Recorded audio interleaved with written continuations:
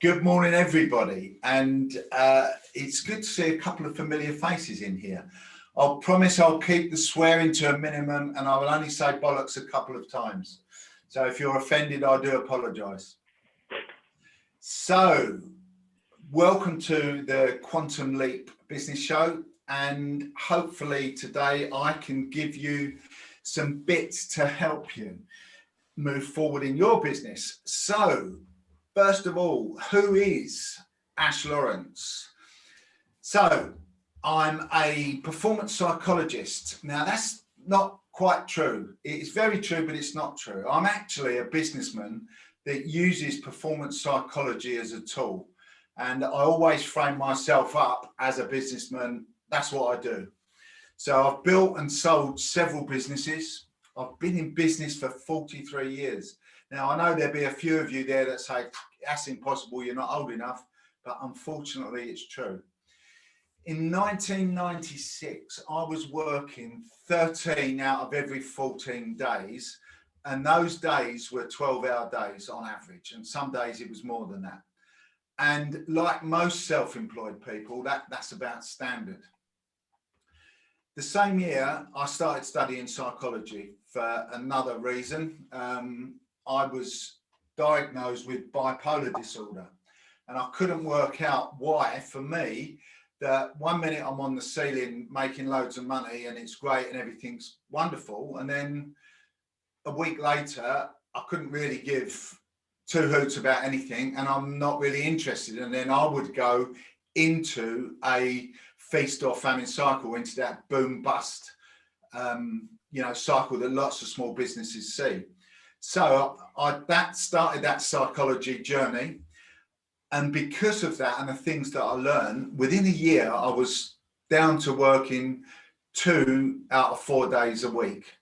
Sorry, 2 4-hour days a week, and playing loads of golf. My golf handicap came down and I was actually starting to really enjoy life. And then somebody came along to me and said, do you want to sell that business, Ash? And because it was 2 businesses wrapped into one, I said, yeah, okay, if you buy the both, I'll do it. They offered me a 7-figure sum, and I took the money and started showing other people how to do the things that I'd done in my business. So in that 6 years, how to really turn it around and build something that was actually worth selling. I currently own 4 businesses, a bit diverse, but they're all pretty substantial. I actually use in each of my businesses what I teach, and the stuff that I teach isn't it's not just bollocks that you learn out of a book, or I've learned out of a book. A lot of it is, yes. However, most of it is good business experience that I now use in a structured way. So hopefully I'm going to be able to give you something that is, will help you. I'm not promising to make you a millionaire, because we can't do that, right? My saying about these get rich quick schemes, if it looks like a duck, walks like a duck, the chances are it's a duck. So, I can't promise to make you a millionaire. That's not what I do. What I will do is I'll help you remove some of the obstacles that perhaps you're finding in business, and so that the money that you do earn, you can earn more of it and then hang on to it. Because that's one of the things of my experience that I found over the years, and especially with the boom bust cycle, that you make it, and my mindset is, any fool can make money, but it needs somebody a little bit special to actually hold on to it. And that is part of how we start to look at the boom bust bollocks. And that's how I got onto doing this particular seminar. So before we go any further, I want you to do something for me. Okay, I want you to suspend your beliefs. Now, what do I mean by that?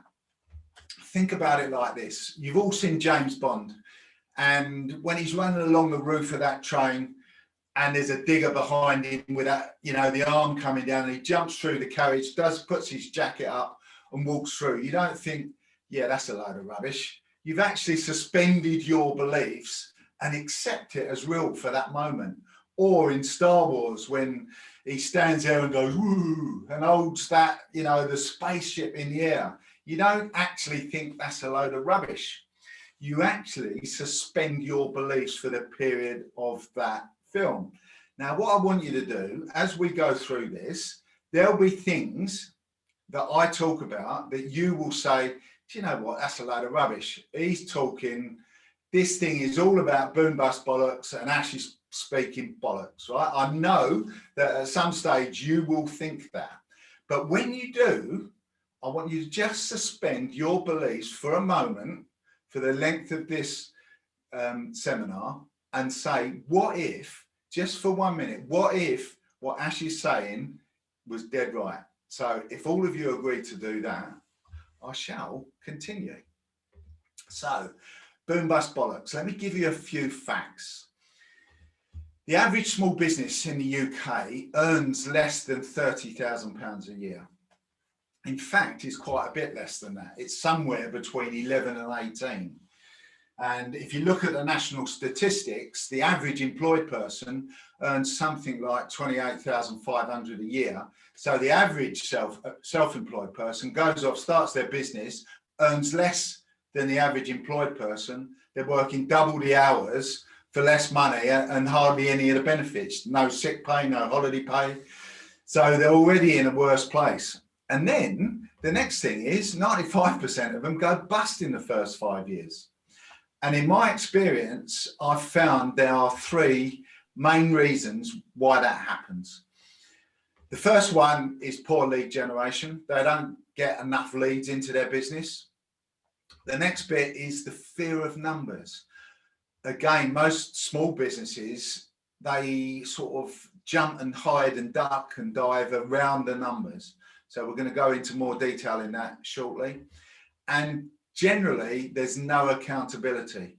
So when the average self-employed person wakes up in the morning and they don't feel like getting out of bed, they say, do you know what, it don't matter. I work for myself, I'm my own boss, and they'll stay there and not get on with it. Whereas if you're working with somebody, you've got to get up and do it because you're going to, you know, lose your job. So on average, that is why they go bust in the first 5 years.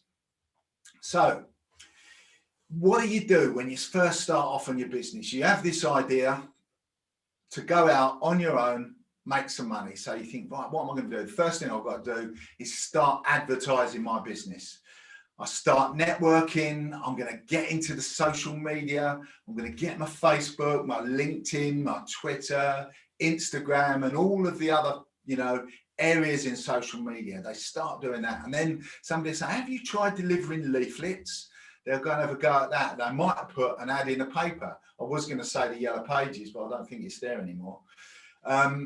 They'll go out, maybe do a bit of sponsorship. I remember for my business, the one that I sold, I sponsored a football team in the first division at one stage, and it was pretty good for me. And, you know, I got involved with them. I got engaged. I really got involved with the people that I was sponsoring. I was doing all of the right things.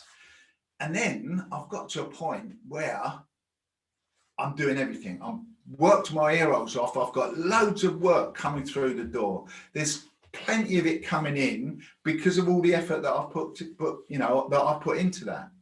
The next bit, because I'm busy and then I'm busy attending to my clients, I've stopped networking. I've stopped advertising. I've stopped engaging with people because I'm too busy delivering my service to the client. I'm too busy actually doing the do.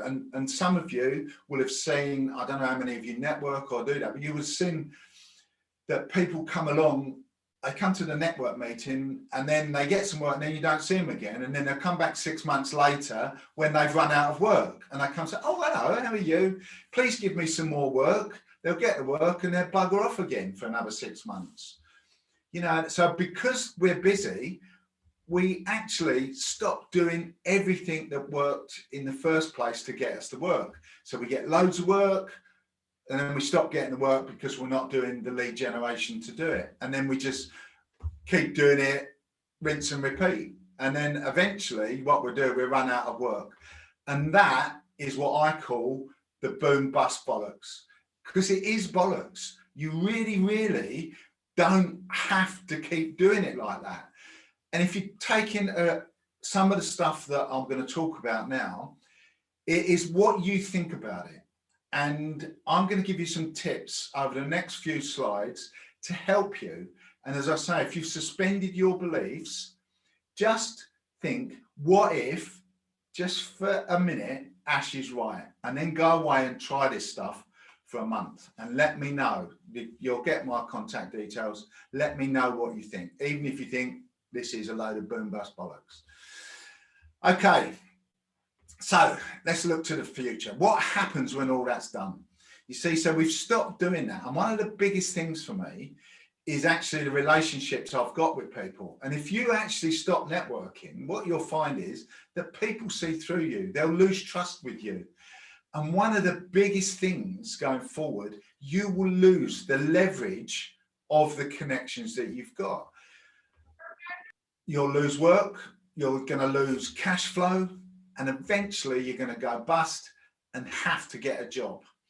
And my experience with this is there's a lot of people that have gone back to a job, and not only they're back to a job, they've got a massive credit card debt because they have to then pay that off because they've gone through that boom bust cycle.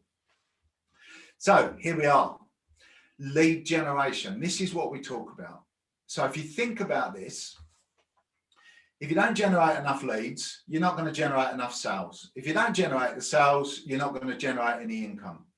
So lead generation has to be at the top of your list regardless, even when you're busy, okay? You must work harder when you're busy. So build your network before you need it. You know, that's a whole, an old saying. People say, when's the best time to plant a tree? 30 years ago. When's the next best time? Today. So start building your network. If you don't network, find some time to do it. You know, you should be attending, in my opinion, a network meeting every day of the week. You know, for me, networking is that important that I started my own network company 11 years ago.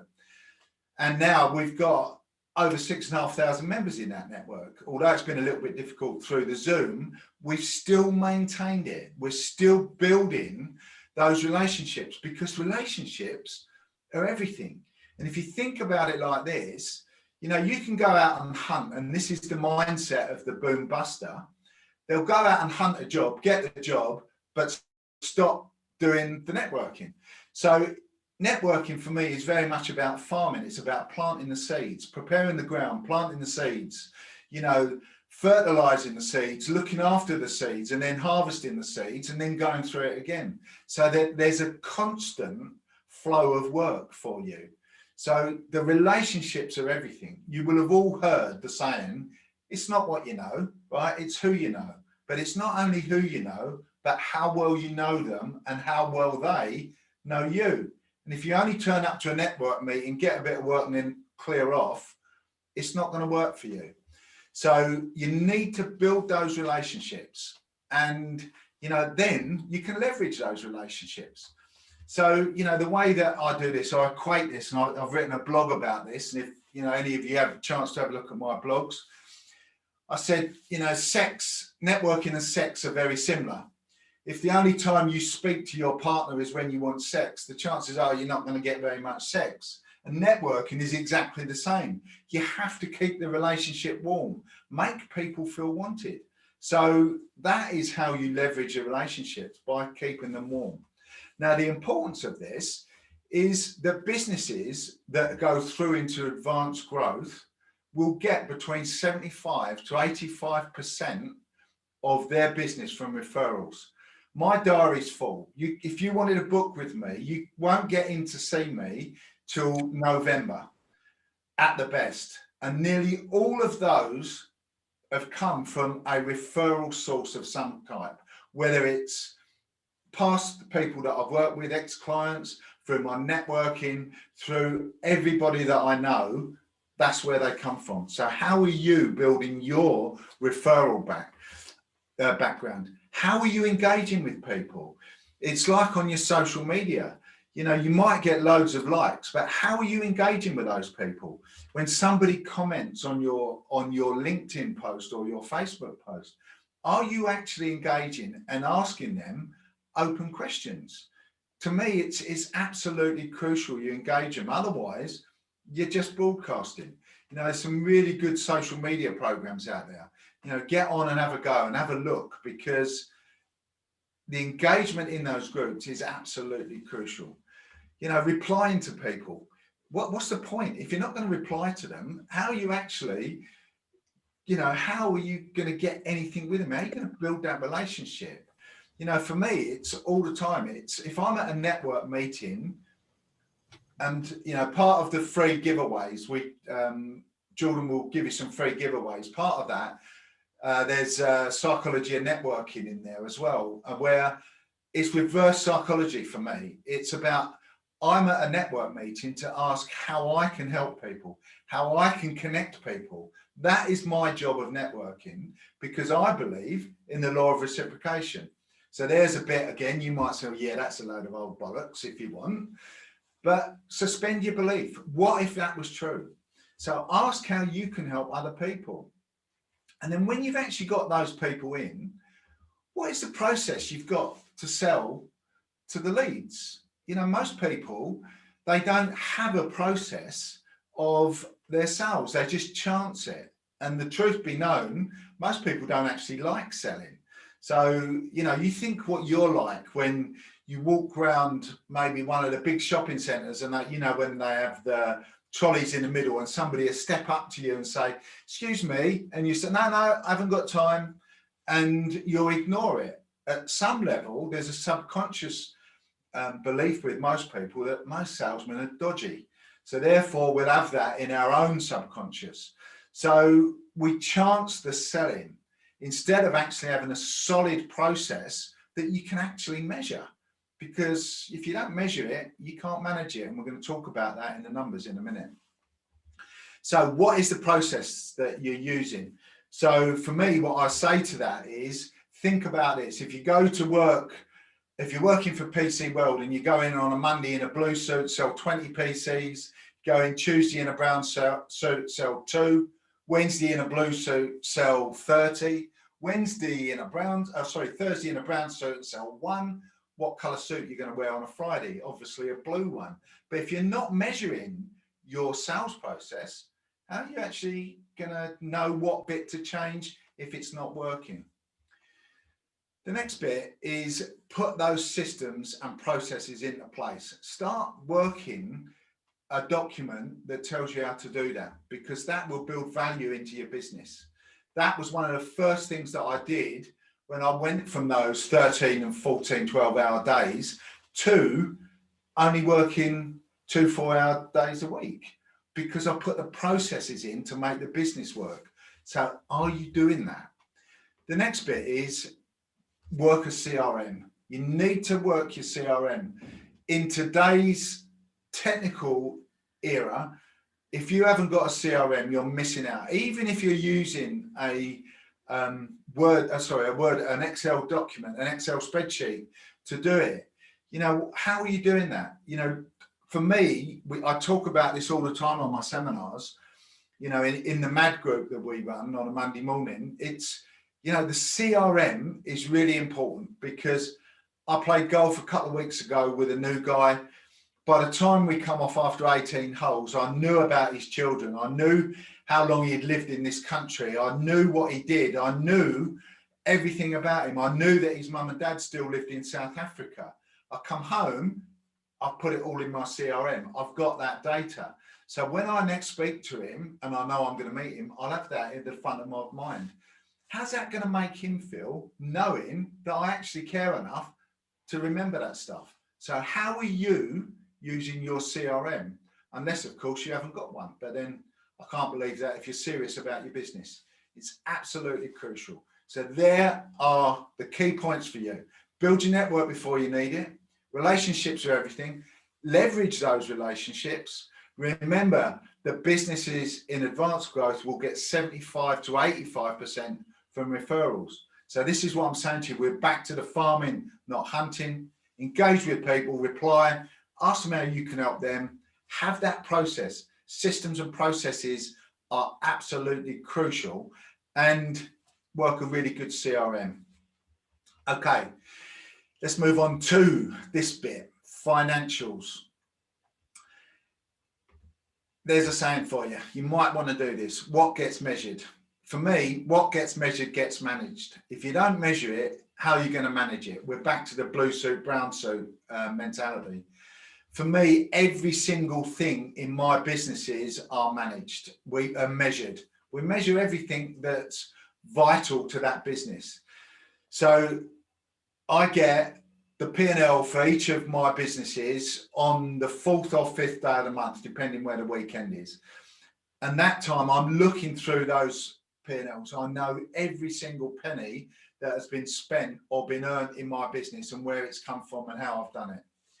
But most small businesses don't do that. They just bury their head in the sand. They're being ostriches, okay? Now, think about this. If you're an ostrich and your head is in the sand, your backside is in the air and somebody is going to come along and kick it, okay? You must know your numbers all the way through. There's some great people out there that do some really good seminars on this. If you have a look around, there's a lady called Sally Brady, the cash flow lady.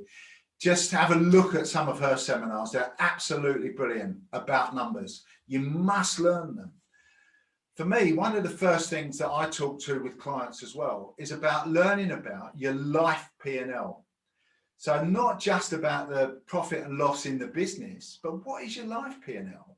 Because if you go back to how I started this at the beginning, I said to you, you know, most small businesses, they're working double the hours of what they were when they're employed. They're not having holidays. You know, the first thing that goes in my diary before COVID days was I'd work 5 to 6 weeks and then I'm off for a week. So my holidays are in the diary. So every 6 weeks there's a holiday off for a week, at least, right the way through the year. So how much does that cost? So that's on my life P&L. If you want a new car, what is the value for that every 2 years? How much is that going to be? Or 3 years, whatever you decide. All of the bits in your life P&L of what your perfect life would look like. How much do you need to survive? What's the bottom line of that? How much you need to pay your mortgage, your utilities, your fuel, your rates, you know, absolutely everything. Have you actually done a life P&L? That's without the one for your business. You know, you need that business. You know, as I said to you, extras, holidays, new car. And then this bit, everybody that attends my Millionaire Mindset, they'll tell you that on the first day of it, and we talk about the numbers, 10%. Put 10% of everything that you earn away. I've done that from when I started my first job because it was an important lesson that I learned. You save that money and then what you do, you don't touch it. Now, this might be the bit where some of you will have a belief and you'll say, do you know what? I can't afford to save 10%. I ain't even making enough money to pay my bills. And therein lies part of the problem with it. You know, if you actually put that away, how would you have got through this lockdown? How would you have got through the COVID? Think about that. If you'd been saving, you'd have had an emergency fund. You know, how much money does it cost you to run your business for 6 months? That is the next bit that I say to everybody. 6 months. You need 6 months of your business overheads put aside, not to be touched. Because most businesses can turn around in 6 months if you put your mind to it and do it properly.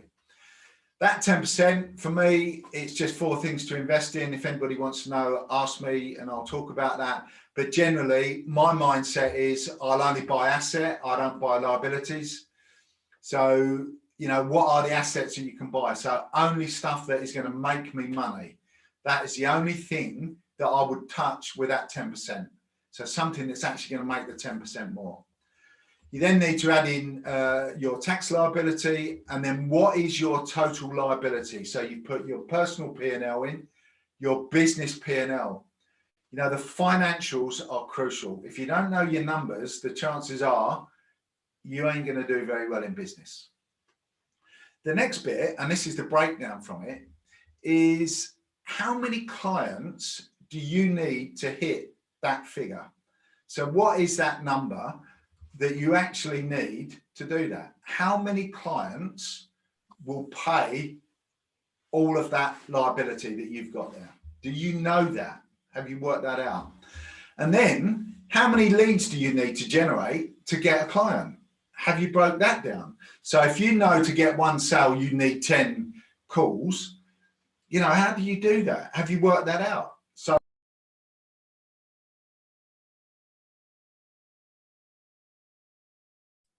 apologies, Ash, you've been muted there. Sorry, I've got muted there for some reason. Okay, so yeah, if you sales calls, we're talking about that, you know, 10 sales calls, 3 appointments, 1 sale. That used to be the ratio. Today, that's more like 100 calls. You know, you might get 3 appointments and 1 sale. The reality of it is, how do you actually turn that round to have 10 calls, 10 appointments and 10 sales? And you do that, going back to the first bit, by building relationships. I know that those 10 calls coming to me will generate me 10 appointments. So if somebody phones up and says, Ash, Andy's referred somebody, Andy's referred me, can we have a chat? And they're in, because I know they're already bought into me. How do you do that? Have you got a process for that? The next bit, when you're working your numbers out, is how many calls to get the lead. That is the bit. So what do you need to do to that? Measure those and start breaking it down, because then you can actually work out what your daily actions are to move you towards getting the sales that you want to make. So you must know your numbers. Okay, I'm just aware of the time here. So the next bit for this, for me, the third area that we need to get used to is accountability. As I said to you earlier, you know, self-employed, we can be undermotivated sometimes. And, you know, I can see that. And that's what I said to you right the way back when I started on this. You know, I wasn't motivated to get out of bed on those down days in that, you know, the bust periods and the time when I wasn't quite right. If I'd actually had some support then, I probably would have done a lot better a lot sooner.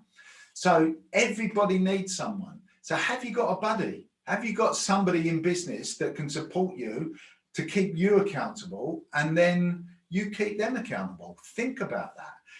The other thing is, if you don't invest in yourself, why should anybody else invest in you? If you can't be asked to spend a little bit of money on your self-development, why should anybody else spend money on you?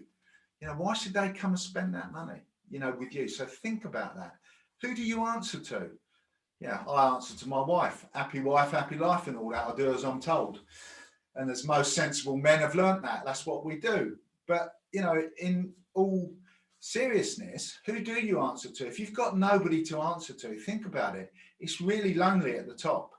When you're at the top of your business, it's tough. So you need somebody to support you and give you some help. You know, you must be kept accountable. And part of this is, and this is the big thing for me, it's about this employee mindset. So, you know, we're taught, we're indoctrined, especially in this country, to go to school, to get an education, to come out of school with a good education, go to uni, come out, get a degree, get a good job, work hard, go to work, pay your taxes, get a pension, and then we die. That's an employee mindset, because we're there to support the government. That, you know, it's a very fixed mindset. If you don't know anything about, you know, having a fixed mindset or a growth mindset, it's crucial. A really good book, maybe you'd want to read, it's called Mindset by Carol Dweck. And think about this, and this is what I was talking about when we talked about suspending your beliefs. Your beliefs that you believe, the very thing that you believe will keep you in a place, because your belief leads to a thought. Your thought leads to an action. Your action will lead to a result. And because we've got something, funnily enough, called an ego, that result will confirm the belief that we had in the first place. So it just goes round and round in a circle. So if I'll give you an example of that, you might believe that networking doesn't work. So that's your belief. Yeah, networking don't work for me. It's a load of rubbish. So you'll get persuaded to go to a network meeting. You'll think about it. Yeah, what's the point of me coming? This is a load of rubbish. That's your thought. Your actions will be, you'll stand in the corner. You won't engage with anybody. You won't really have a good conversation, because rattling away and this little voice on the side here saying, oh, you know, this is crap. Networking doesn't work. So the result that you get, nobody will refer anything to you, because you haven't spoken to them, you haven't engaged with them, and you've probably had a negative mindset. So what will happen is you've got no business, which will confirm the thought that you had in the first place, that networking is rubbish. So a growth mindset would be, do you know what? There's an opportunity here to network. Let me go and find out. Let me see what I can do to make this work, rather than have that fixed bit in there. And think about that employee mindset. Well, I'm only going to work 9 to 5. Yeah, right. Okay. There's so much more to do than just service your clients. So I'd suggest to you, and there's loads of really good ones out there, get yourself a coach or a mentor. You know, I can recommend some really good ones. And if you have a look at my blog, there's a really good blog in there. There's 6 key areas to look for. There's some really, really good coaches and mentors out there. So do that, or join an accountability group. You know, there's some great accountability groups. Somebody that's going to push you when you really don't feel like it. So there you are, everybody. That's the end of what we've done. So I'll get rid of this. And if any of you have got any questions at all, please, please, please ask.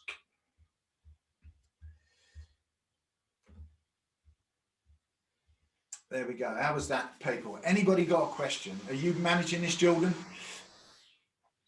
Yep. If you all want to unmute yourselves, and you can ask Ash any question you like. Look at that. Come on, people. Don't be shy. I've got a question for you, Ash. Hello, Matt. I lost. Hello, long time no speak. I lost. I didn't count all of them, but I know there weren't that many B words coming out. And how did you contain them?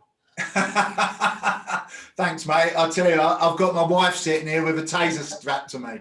So if you swear, you're going to cop this. So networking, you're obviously one of the pros at networking, amongst other things. What advice would you give people coming out of COVID now? And we seem to be going to be straddling 2 worlds, the old world, which was chewing up tarmac and 6 o'clock starts, and the new world being on Zoom. What advice would you give people on that? I would say, and this is the thing, we've just done a survey for our networking group, and the majority of the people that we've actually been doing it with on Zoom. So from March last year, as soon as we went into lockdown, we launched our ABC Zoom, and on average we get 30 to 40 people at every meeting twice a week. Now the majority of those want to stay like this, but they also want a live face-to-face one once a week as well. So where we had several meetings every day, we've now spread that, and we're going to have one live meeting in different areas each week. But you can't beat a bit of skin on skin. And, you know, for me, I've done it all my life, networking one way or another. But, you know, whether you're doing it on Zoom or whether you're doing it face-to-face, the real secret is to engage with people and see how you can connect them. And that is the thing that I'd say to everybody in here. If you're not connected with me on LinkedIn, please do connect. Have a look at my connections. And if I can connect anybody with any of mine, just ask. I'm happy to put people together, because for me, it is all about building a relationship, looking after that relationship and putting people together. Is that okay, Matt? Yeah, good. Thanks. Anybody else? Come on, don't be shy. Have a bit of engagement with me. I'm not scary. I'm sorry, I've only just got on. I've got lost and I just got on, so I missed all the conversation. Okay. Oh, Lynn, you missed the best bit. I know, I'm sorry, but I got logged out somehow, and I think Jordan's recorded it, so you can have it later. Yeah, okay, I'll thank you. get you a copy over. Thank you. Ash, I've got a question. Sort of in terms of a lot of the networking events that I've been to, quite often it seems to be, if you meet somebody who does similar things to you, quite often it seems to be a race to the bottom to, when you talk to them, if you say something like, well, what are you charging for your consulting or whatever? And quite often it's, I find that there's lots of very low level numbers that are coming out, and so when you're talking to the high level, it's almost as if you're being blacklisted in a way, i.e., sort of if you date, I'm just going to pick these figures out of the air, but I mean, if you charge £2,000 a day, and sort of typically the people that you're talking or networking with are charging sort of £250 or £300 a day, the gap seems enormous, and all of a sudden it's like, well, this isn't really, this isn't the type of networking that's right for us. Yeah.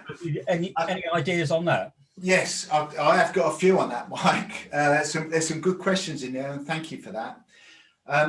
For me, I talk about this with lots of people. So recently we've had some financial advisors in our group. So there's 2 regular ones that come, and we had another guy that came, and then he said, oh, there's too much competition here. So that's a mindset. That's a fixed mindset. Now, we talked about this in there.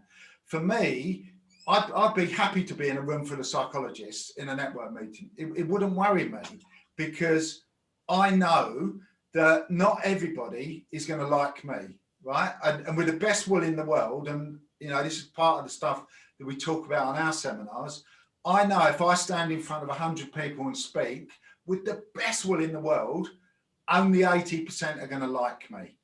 So first of all, if the other 20% do like me, another 20% won't, just because that 20% do. That's just the way that it is. So I accept that I don't expect it. So for me, there will be somebody that does that. The next part of that, in my mind, is I'm not looking in any situation to sell to that room. I'm looking to get to their circle of influence. So if you think about it, the average person has about 250 in their circle of influence. Now, that's the circle that I'm looking to, and even further to that 250 circle of influence. So I'm looking at the bigger picture. Now, most people, when they go networking, they go in there and say, who can I sell to in this room? That to me that's what I'm saying to you about the psychology of networking. For me, it's reverse psychology. I'm not looking at that room to sell to. I'm looking to build relationships with them so that they will refer me to their circle of influence that's further. And that's it. And on the price structure, do you know what? If anybody is if they're selling their stuff cheap and they do it on price, they're in a race to the bottom really, really quickly. For me, if people don't value what I deliver, then they're not the clients that I want.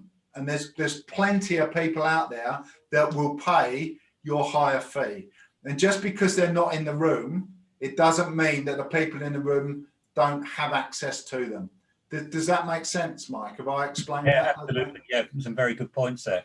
Very good points. And I think there's, I've been one of those people that have, I suppose, tried to sell to the people in the room. I really thought of it in terms of the outer circle, if you like, their colleagues, their network. So yeah, all good stuff. Thank you. You're more than welcome. I've got a question. because I've got a brand new item and I've done a patency and copyright and everything, that people don't quite understand the item, and I have to get them onto the website to show them the actual item that I'm selling. Yeah. And I can't copy anyone else's businesses because it's a brand new item on the market. Okay. So if it's a brand new item, so again, for me, I think with this, is it Lynn? Yes, it is, Lynn. So Lynn, the thing for me with it, again, it's about building the relationships with people and taking the time to have the one-to-ones with them. So what is the process that you've got to do that? So just think about this. I'm meeting somebody at a network meeting. They say, "Hi Ash, what do you do?" And I say, "I'm a psychologist." The first thing they're going to do is go, "Get away. You're not analysing me." So for me, my tactic about all of that is about building relationships. And what I'd say, well, yeah, actually, I'm an elephant trainer, but more importantly, tell me about you. And I'll flip it back and then ask them questions to build the relationship. So I can then actually go back and talk about my product or service when I've got the relationship, not beforehand. I know that seems a little bit counterintuitive, but it's actually worked quite well. Does that make sense, Lynn? It does. Yeah, what I'm doing is I'm doing some leaflets so then that people can see and understand, and I'm sending them all to my website. So that makes it.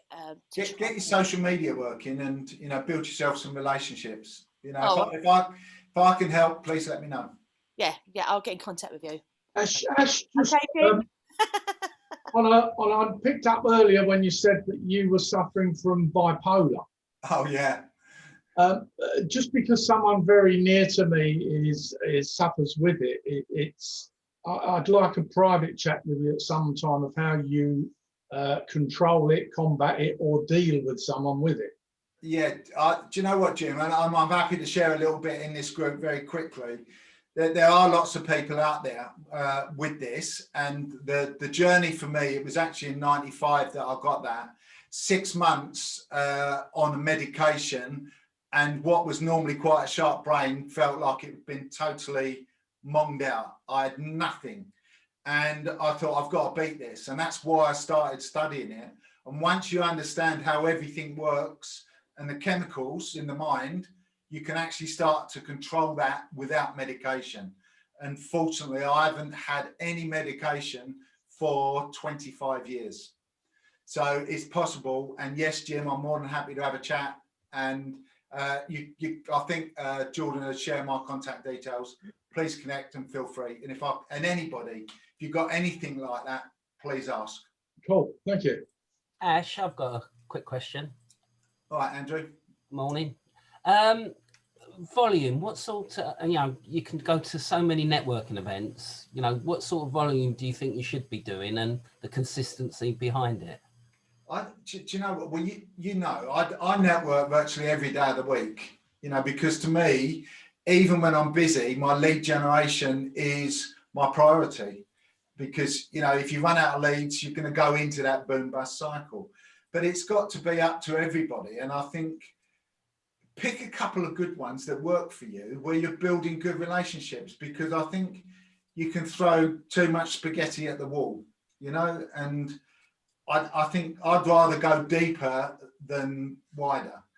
Depth for me is more important than breadth. And that's my experience that works. You do your BNI and you do ABC and the golf. So, so for me, I obviously ABC plus my golf stuff, and I do some chamber bits, but I'm quite focused on the networking groups that I attend to. I do see quite a lot of people come and they just come to one or two events and think, well, this doesn't work, and they're sort of a bit shallow with it. Do you know what, Andrew? That's perfect. The amount of people that say networking doesn't work. Now, this might be the bit where you suspend your beliefs.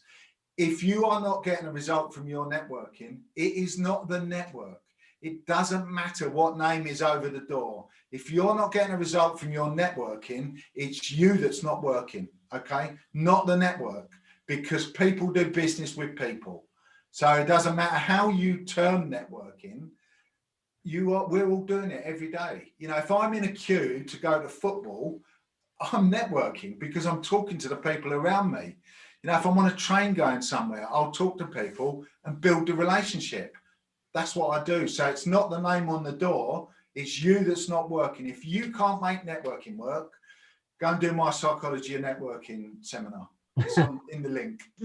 Sorry, did I sell that then? Was that allowed to do that? Shameless. Oh, Good sorry. one. That was that bollocks I was talking there. Sorry. Okay, anybody else?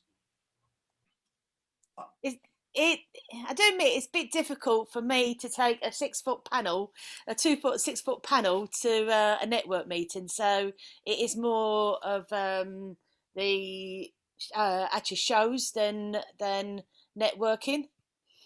Lynn, it's all about building a relationship with the people, and I think more than the product, you know. And I see the trouble is, I mean, people are just trying to sell their product or service. This feels really counter, intuitive, but it's about building a relationship and then sell. It's like, you know, when you try and just go and sell your product, it's like, I'm building a house, but I'm going to build the roof first. So you build all the roof and the trusses and put it on the ground and then think, bugger, I better start putting the foundation in. The foundation first, build the relationship and then sell the product. Anybody else? Because I think, was we on time, Jordan? Yeah, we're gonna have to wrap it up now. Okay, so thank you everybody for coming. I hope I haven't bored you too much. If any of you send me a LinkedIn connection, I will connect, and Jordan has got some goodies to give away if anybody wants them. Yep, I put them in the chat earlier. I'll put them in again. Okay, so thanks everyone. Well done, Ash. Nice. Thank you, Matt. Cheers, mate. Take care, guys. Thank you. Thanks for coming. Cheers, guys.